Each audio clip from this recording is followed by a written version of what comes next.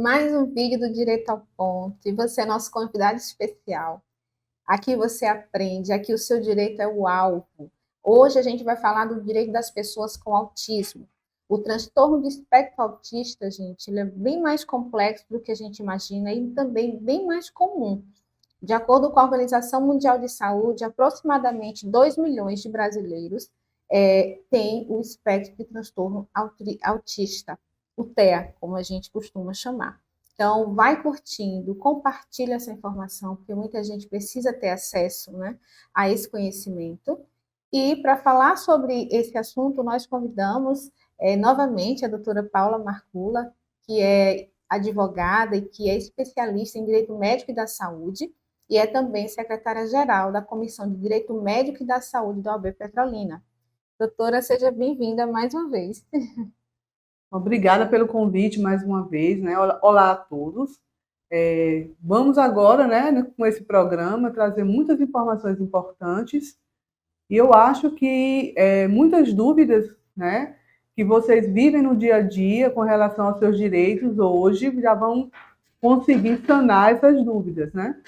Exatamente. Então, para a gente, eu quero que vocês vejam um trabalho belíssimo que a Comissão de Direito Médico e da Saúde da OAB Petrolina fez em parceria com a mesma comissão de Jaboatão dos Guararapes, em Pernambuco, né, de Pernambuco. Eu vou pedir para a produção pôr na tela a capa dessa cartilha, que foi lançada agora no mês de abril, e a doutora vai falar para vocês onde encontrar essa cartilha e o que é que essa cartilha traz de tão interessante. E viu, gente, eu já dei uma olhada, tá fantástica, tá perfeita, que vai ajudar você que tem um filho com TEA, ou um irmão, um primo, enfim, um conhecido, tá bom? Então vamos lá, doutora, o que é que essa cartilha tem tão interessante?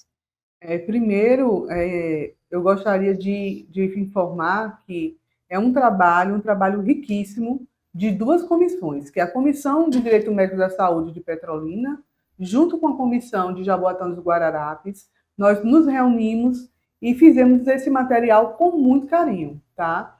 É um material rico em informações, com uma linguagem voltada para a população realmente, trazendo quais são os seus direitos, os documentos que são necessários para cada situação, onde vocês vão procurar para garantir esses direitos. Então, vocês vão entrar na minha página do Instagram, depois Celane vai estar colocando o link. Vocês entram na página do Instagram, quando vocês entrarem lá, vocês vão clicar na bio e vai estar disponível para vocês baixarem essa cartilha. Andem com essa cartilha no celular, imprimam a cartilha se for necessário, mas não deixe de andar, porque tem sempre alguma informação que você vai precisar. Então, assim, é importante esclarecer que foi um trabalho de várias mãos, né? Então, foram muitas pessoas que se juntaram e produziram esse material para que vocês tenham acesso. E ele está muito rico. Eu acredito que não deve ter ficado muita coisa de fora, não. Vocês vão encontrar tudo lá. Eu dei uma olhada e está realmente completa, muito boa, o material muito bom. E aí você pode, como a doutora falou, imprimir, andar com essa cartilha, né, na bolsa para ajudar, porque é muita informação também para absorver. Então, o certo é andar armado, né? Quem anda com informação, a gente anda armado, a melhor Exatamente. arma. Doutora, eu vou pedir que a produção ponha na tela só o índice da cartilha, para a gente dar uma olhada quais os temas específicos, né? A doutora já falou alguns, mas a gente pode ver. Eu achei bem interessante o tópico 2, porque tem ali, recebi o diagnóstico do meu filho, e agora? Né? Como agir? Gente, a cartilha traz todos os passos de como você deve agir quando você recebe o diagnóstico do TEA para um filho seu. E aí vai falar sobre os planos de saúde, a gente vai falar aqui também, como conseguir, né, redução no trabalho para acompanhar o filho, tudo isso a gente vai falar aqui, mas você vai ter isso registrado na cartilha. E aí, doutora, como é que um pai, né, um responsável por uma pessoa com autismo, que tipo de documento ela deve estar munido quando, por exemplo, a pessoa com TEA tem o seu direito negado? Um pai que vai matricular o filho na escola particular e a escola não aceita a matrícula, cria uma outra desculpa, mas aí depois uma funcionária sem querer solta, que a escola não quer aceitar porque a criança tem TEA, né? Como esse pai deve agir? Que tipo de documento ele deve estar munido e o que é que ele tem que fazer? Primeiro, assim, na cartilha vocês vão encontrar o passo a passo, desde quando você tem uma suspeita de que seu filho tenha, né, o transtorno, tenha TEA, até quais são os direitos que essa criança, ou melhor, que a pessoa autista venha a ter, porque não só para criança, porque a gente tem que lembrar que criança cresce, adolescente e adulto. Então, tanto a criança como o adolescente como o adulto têm direitos, né, e esses direitos têm que ser realmente cobrados. E aí o que é que acontece? É importante que a mãe, o pai, o responsável por essa pessoa, ou até essa pessoa mesmo, ande com um laudo médico, em que tenha o seu diagnóstico e dizendo quais são as suas necessidades, porque sempre um laudo bem preenchido, um laudo bem detalhado, vai assegurar quais são as limitações que essa pessoa venha a ter.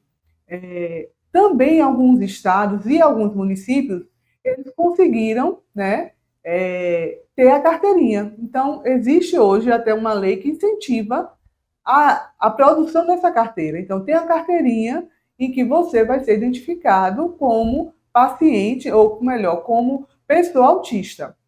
Também muitos usam, você já deve ter visto, ou um broche, ou uma correntinha, uma fita com o símbolo do autismo, que também é uma forma de identificação. Então, assim, o pai munido disso, é importante que sempre esteja com alguma identificação dessa em mãos, que vá buscar os seus direitos, que seja na escola, que seja no transporte ou em qualquer outro ambiente, principalmente nos ambientes de saúde, né? E aí, assim, vindo para um tema que você abordou com relação a uma negativa, né, de uma escola para uma matrícula de uma criança por ela ser autista.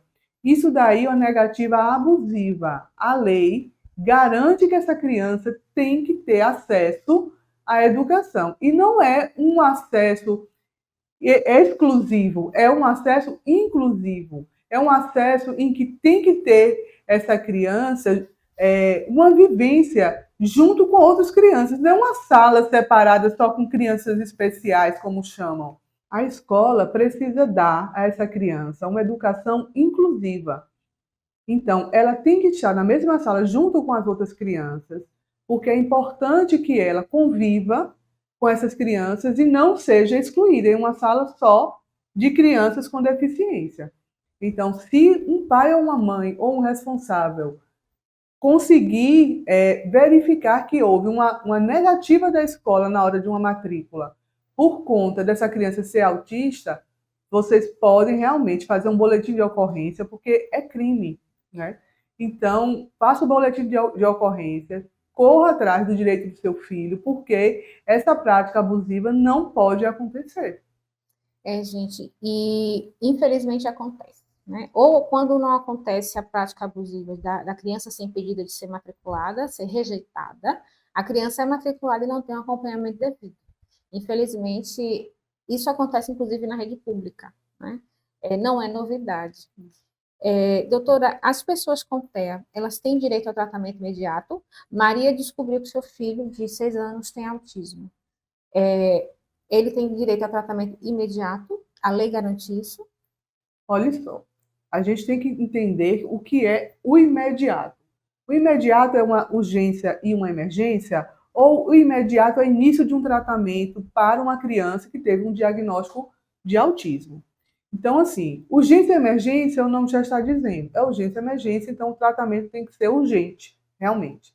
Mas o imediato, que seja o início de um tratamento, que provavelmente, né, é isso que seja dúvida, quem vai determinar quando, como e onde, de que forma, o tratamento da criança, né, ou do paciente TEA é o médico. Então, o médico é que vai dizer qual o tipo de tratamento, qual vai ser a terapia que essa pessoa vai precisar, né, quando deve iniciar e, principalmente, se não iniciar naquele período que o médico está determinando, os prejuízos que essa pessoa venha a ter.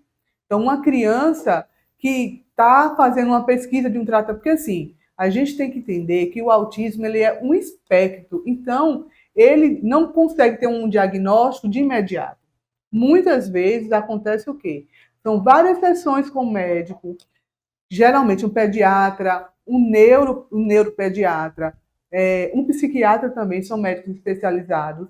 Eles vão estar fazendo um acompanhamento até fechar o diagnóstico. Então, à medida de que esse diagnóstico venha a ser confirmado, as terapias é que vão ser determinadas a partir daí. Então, o médico é que determina qual é o tratamento. Não é um plano de saúde que vai determinar, não é um município, a rede pública que vai determinar. Quem determina qual vai ser o melhor tratamento para aquela criança é o médico. De acordo com o nível de autismo que ela tem, porque são vários os níveis, né? Sim, é um espectro, né? Então, assim, tem pessoas, tem crianças que têm uma sociabilização maior e outras menos. Tem outras que conseguem falar bem, tem outras que não conseguem, são mais introspectivas, né? Então, são vários níveis. A depender de cada nível, o tratamento vai ser determinado de acordo com a particularidade de cada paciente.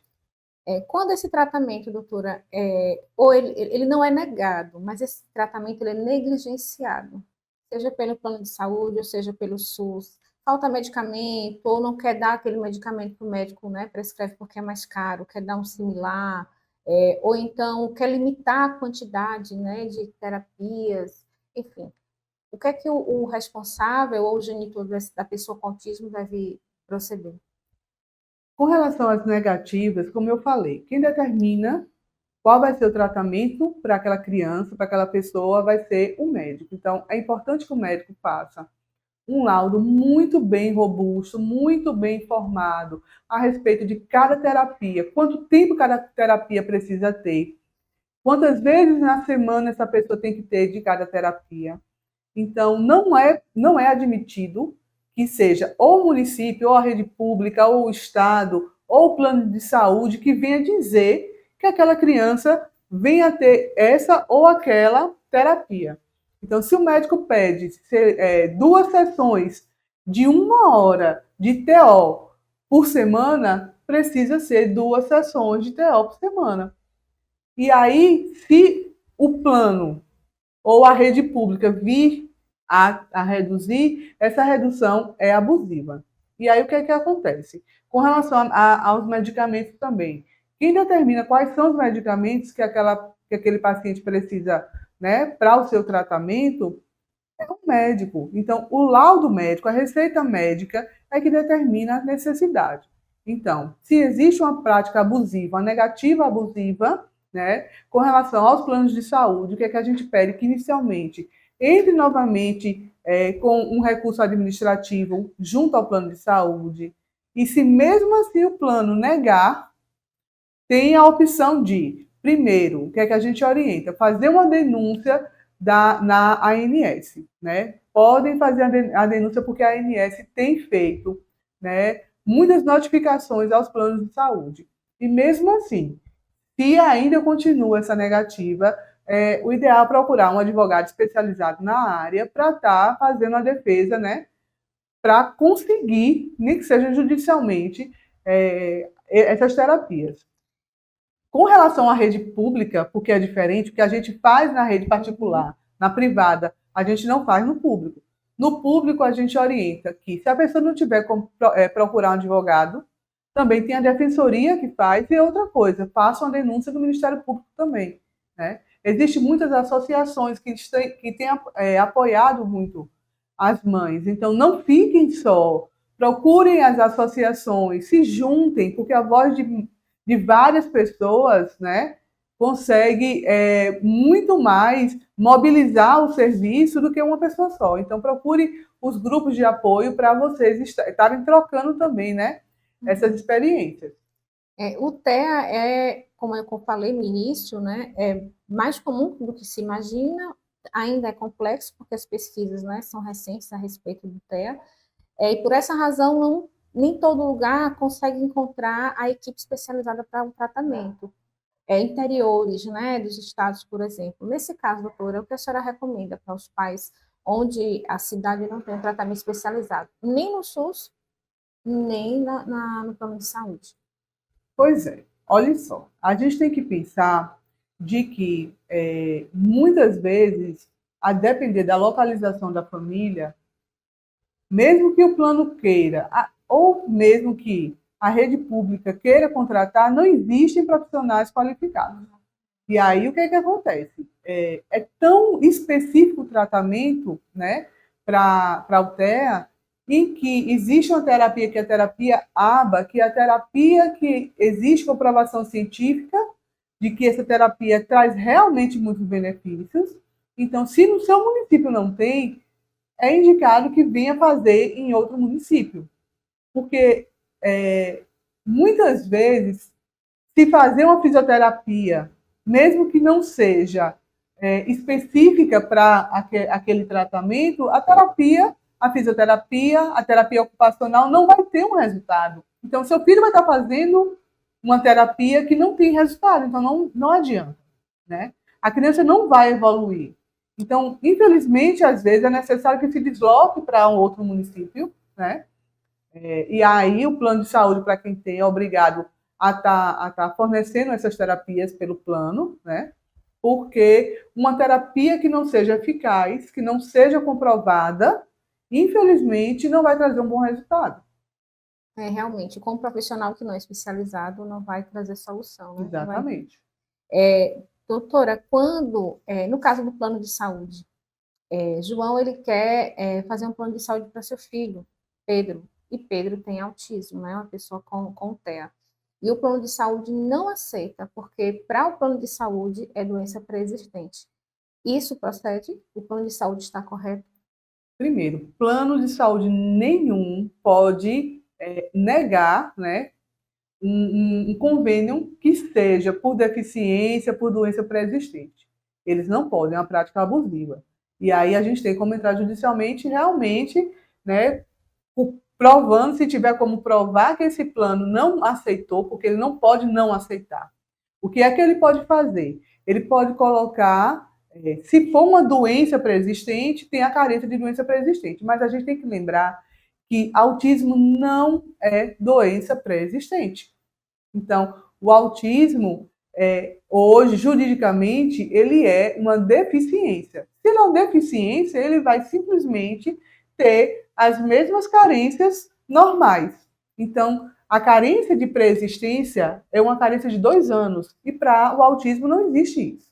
Então, vão ser as carências normais, que tem que ver, né, qual vai ser o plano, qual vai ser o contrato. Então, de acordo com o contrato, como é que são suas carências? Normalmente, para coisas mais complexas, leva até 6 meses, mas a consulta é 30 dias, a emergência é 24 horas, então nada disso muda. Autismo não é doença, autismo não é doença pré-existente. Autismo é deficiência. Pronto. É. Pronto e acabada, né? Doutora, isso é muito interessante, porque existem pessoas que ainda não têm informação. É incrível, né? Porque muita gente pode dizer, o autismo está na moda, né? Todo mundo fala em autismo, mas as pesquisas são recentes. Você vai pesquisar na internet, você não encontra muita informação segura, né? Então, assim, é importante ter informação de uma fonte segura, né? Que a doutora está trazendo para a gente. Doutora, o SUS, a gente já sabe que ele fornece a medicação para a pessoa com TEA. O plano de saúde ele também tem essa mesma obrigação de fornecer a medicação? Olha só, o SUS, a gente tem que pensar enquanto município e quanto estado. Existem medicamentos que é da rede básica, que é o município que fornece, e existem medicamentos que são da rede especializada, que é o estado que fornece. Mas mesmo tendo o estado e o município fornecendo esses medicamentos, vocês não podem esquecer. Existem alguns medicamentos que planos de saúde são obrigados, sim, a estar fornecendo para os seus filhos. Então, existe o rol da ANS, em que tem uma lista de tratamentos de medicamentos, né? E a depender da situação, para quem tem plano de saúde, a gente tem conseguido o tratamento completo, inclusive o tratamento com relação ao medicamento para essas crianças autistas, tá? Mesmo, às vezes, não estando no rol da ANS, se o médico comprovar que aquele medicamento é essencial para o tratamento de seu filho, que não existe nenhum outro medicamento capaz de tratar e de curar, não necessariamente o TEA, mas aquela sintomatologia que aquele paciente tem, o plano de saúde ele é obrigado a custear, sim, ele é obrigado a fornecer. Então, veja quais são os tratamentos e os medicamentos que o médico tem passado para o seu filho e dê entrada lá no plano de saúde administrativamente, pedindo que o plano de saúde forneça os medicamentos. Olha que informação interessante. Mesmo que a medicação não esteja no rol da Agência Nacional de Saúde, a ANS, como a doutora falou, é possível sim conseguir essa medicação, seja na rede pública ou na rede privada, não é isso, Sim, doutora? sim. E é informação valiosa, né, para o responsável, ou o genitor, ou a própria pessoa com autismo que já é adulta, né, ter acesso a essa informação.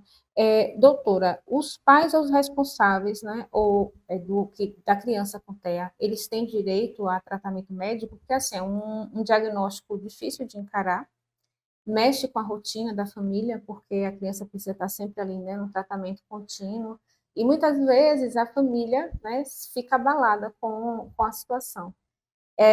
Pai, mãe, responsável tem direito a algum tratamento? A lei Berenice Piana é a lei que veio trazer as garantias, né, para todas as pessoas que tenham autismo. Então, o que é que acontece? Tanto para o paciente TEA, a pessoa autista, quanto para a sua família, existem garantias. Não é fácil para nenhuma família, para nenhuma mãe, para nenhum responsável receber esse diagnóstico. Então, abala, sim, abala o psicológico, existem as questões financeiras, porque muitas dessas crianças têm tratamentos que são realmente mais onerosos para a família, existem crianças que têm algumas restrições alimentares, então envolve muita coisa. Só quem tem, né, uma pessoa autista na família é que sabe quanto isso vem a mudar. Então, não estejam sós, procurem os grupos, né? Nós temos na região, tanto em Juazeiro como em Petrolina, nós temos 2 grupos de familiares que se juntam, que acolhem, então não fiquem só. Então, mesmo que seja na rede pública, também os pais têm direito, né, a um atendimento psicossocial, tá? E na rede privada também. Os pais têm direito ao atendimento para poder estar dando suporte para essa pessoa autista. Certo. Uma pergunta que é bem interessante a pessoa com autismo, independente da idade, seja ela criança, jovem ou adulta, ela tem direito ao BPC, que é o benefício de prestação continuada, muito conhecido como LOAS. Como é que BPC e funciona? LOA são dois benefícios diferentes, né? Mas a gente chama já BPC LOA, se todo mundo já fala BPC LOA, como já é conhecido. O BPC LOAS não é só para o autista, é para todas as pessoas que tenham alguma deficiência, alguma limitação e que essa pessoa não tenha qualidade de segurado. O que seria isso? A pessoa que nunca contribuiu para o INSS, aquela pessoa que nunca trabalhou com carteira assinada. Por exemplo, as crianças. As crianças não vão ter qualidade de segurado. Então, o que foi que o governo fez? O governo criou um benefício que é assistencial, para dar um mínimo de dignidade para aquela criança, para aquela pessoa, para que ela possa se manter, ter alimentação, ter seu tratamento. Então, assim, o mais importante o BPC LOAS é para aquela pessoa que não tenha qualidade de segurado. E aí, com as documentações corretas, né, o laudo médico, a gente pede até os relatórios da escola. Então, tem vários documentos que são importantes, né, que a gente dá entrada nesse benefício e a pessoa com autismo tem direito ao BPC LOAS. Ótima informação, gente. Doutora, a criança, no caso da aposentadoria de uma pessoa com autismo, aquela pessoa com autismo que sofre bastante limitações em razão desse aspecto. Ai, gente, não achei. Isso. Então, como é que ela tem direito à aposentadoria mesmo sem contribuir? Como é que funciona? A aposentadoria só tem direito quem tem qualidade de segurado. Então, você tem que ter uma contribuição mínima, tá? E o que é que acontece? Inicialmente, não se dá entrada primeiro numa aposentadoria, porque a aposentadoria seria já estou falando assim, específico para a pessoa autista, né? Porque se for uma outra situação, a gente vai trabalhar de outra forma. O autista, inicialmente, se ele tem qualidade segurada, então ele já trabalhou em algum momento. Se trabalhou em algum momento e contribuiu, né, para a Previdência, como a gente diz, recolheu o INSS, tem qualidade segurado, inicialmente a gente dá entrada num benefício de menor tempo, né, um auxílio-doença, e depois que se comprove que existe uma incapacidade realmente definitiva, porque isso leva tempo de se comprovar que aquela pessoa não tem mais condição de trabalho, né? Aí sim, aí a gente consegue dar entrada na aposentadoria por conta da doença. Mas inicialmente a gente pede um benefício mais curto e com a evolução da doença, a partir do momento que se percebe que realmente aquele quadro não vem a melhorar, aí dá entrada numa aposentadoria. Mas do nada, né? Porque a criança ou a pessoa tem autismo, ela não vai aposentar do nada, né? Dá entrada no INSS. Não. O INSS não consegue dessa forma, não. Só se for casos muito particulares. Entendi. A escola, até falei, a gente falou há um tempo atrás, que aceita a criança de boa, ela faz a matrícula, a criança com TEA, mas que esse acompanhamento nunca chega. Como é que pode resolver isso? Inclusive, eu até comentei que na rede pública isso acontece, não é novidade, né? Como resolver isso, doutora? O que a gente observa é que não é um problema pontual nesse caso. Não é um problema daquela escola, é um problema de uma rede. Né? No caso da rede pública. É um direito da criança ter, né, o seu auxiliar educacional na sala de aula. E outra coisa, não só isso. A criança autista, ou na rede pública ou na rede privada, além de ter direito ao acompanhamento, o que é que ela também tem direito? Tem direito a ter provas e atividades adaptadas para ela, porque é óbvio que uma criança, a depender do nível da doença, do espectro, ela não vai estar tendo a mesma percepção. Então, uma prova que é feita para uma criança que não tem a TEA, né, uma que a gente fala neurotípica, não vai ser a mesma da neuroatípica. Então, precisa adaptar as atividades dela, precisa adaptar as provas, os testes que são feitos, né, na escola, tem que ter uma adaptação, né? Então, isso é importante. Por isso é importante que tenha esse auxiliar na sala de aula, para que tenha a particularidade de cada criança atendida na sala. E também existe, para quem tem plano de saúde, a gente tem conseguido que, além do auxiliar na sala, alguns profissionais da área de saúde fazem esse acompanhamento na escola também. E não pense que é com relação à escola. Não é um custo, digamos assim, né, da escola particular. Não, é o plano de saúde que leva aquele terapeuta ocupacional, aquela fono, que vai até a escola para estar fazendo um acompanhamento também. Do mesmo jeito que é feito acompanhamento no consultório, é feito na escola também. Gente, compartilha, tá, essa informação nos grupos do WhatsApp, para os seus amigos. É uma informação muito importante que toda pessoa com autismo deve ter acesso. Seja a pessoa com autismo, seja o pai o responsável. Então, curte e compartilha a informação. Para a gente finalizar, doutora, é verdade ou é mito, né, que a pessoa com autismo ela tem direito à isenção do transporte rodoviário e aéreo e também um acompanhante? É assim? Pois muito se fala, né, com relação à isenção. Vamos lá. Com relação ao transporte aéreo, não existe isenção para a pessoa, né, para o autista, mas para o seu acompanhante, desde que se comprove que é necessário para aquela pessoa ter essa mobilidade, tenha esse assistente junto com ela. Então, esse acompanhante, ele é obrigatório, ele realmente tem que estar ali.